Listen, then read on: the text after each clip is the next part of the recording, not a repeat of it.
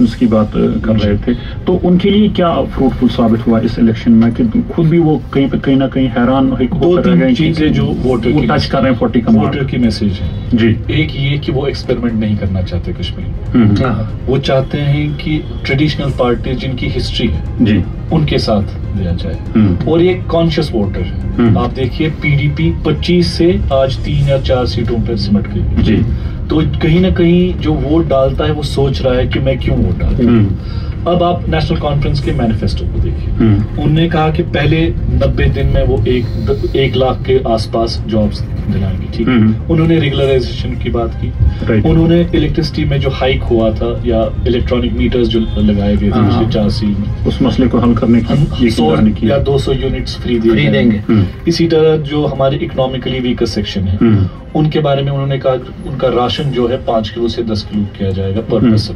मैं कह रहा हूँ कि ये गवर्नेंस एक बड़ा इशू जो है 370 स्टेटहुड बहाल करने का। नहीं, मैं कह रहा हूँ कि एक तो वो गवर्नेंस इशू को लेकर लोगों के पास कुछ कॉन्क्रीट लेके गए, अब है इमोशनल इश्यूज। उसमें उन्होंने कहा कि आर्टिकल 370 अगर हमें 100 साल भी लगेंगे इसके लिए।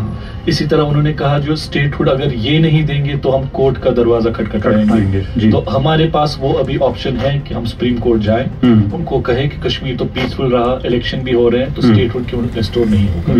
तीसरा जो उनका पहली बार पाकिस्तान का मेंशन था मैनिफेस्टो में कि वो फैसिलिटेटर बनेंगे कि अगर परमानेंट पीस होना चाहिए कश्मीर में, उसका रास्ता पाकिस्तान से बातचीत करने में इम्पोर्टेंट रोल। हाँ, उन्होंने कहा कि हम फैसिलिटेटर का रोल करेंगे। मुझे लगता है इतने जितने भी उन्होंने दावे किए या प्लेजेस किए दे रेजोनेटेड विद पीपल, चाहे वो गवर्नेंस इशू हो या आइडियोलॉजिकल इशू है। तो आज आप देख रहे हैं कि उनका मैनिफेस्टो, उनकी कैंपेनिंग, इतना मैंने पिछले 30 साल में नेशनल कॉन्फ्रेंस को एक्सेप्ट फॉर 96 इतना अच्छा नहीं करते हुए देखा है। It's a lot of responsibility. well organized this time. If NC fails to deliver, वही हालत होगी जो आज PDP की। अच्छा, मुझे बताएं कि अल्ताफ बुखारी साहब जो